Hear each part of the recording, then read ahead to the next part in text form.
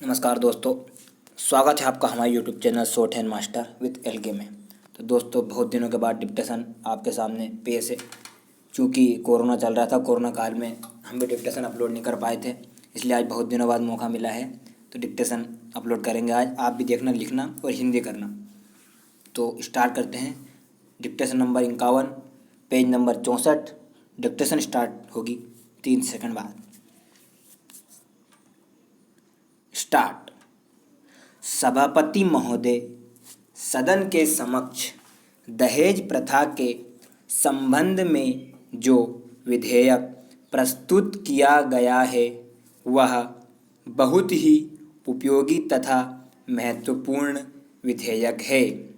मैं इस सदन से निवेदन करना चाहता हूँ कि इस विधेयक पर विस्तार से चर्चा की जाए और ऐसा कानून बनाने की सिफारिश की जाए जिससे समाज की इस बहुत बड़ी बुराई को जड़ से मिटाया जा सके।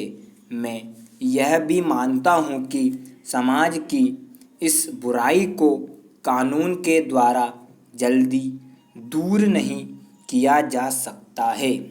कानून के साथ साथ कुछ ऐसे कार्यक्रम भी हमें बनाने होंगे जिनके माध्यम से देश की जनता को इस बुराई के विषय में अच्छी तरह से समझाया जा सके।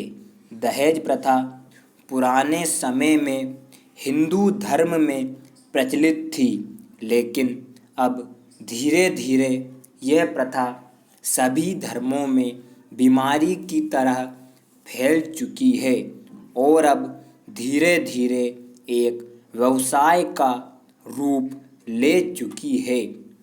हिंदू समाज में विवाह भी एक पवित्र धार्मिक कार्य माना जाता था, लेकिन उसके साथ साथ धन दौलत और लेन देन का व्यवसाय भी जुड़ गया है।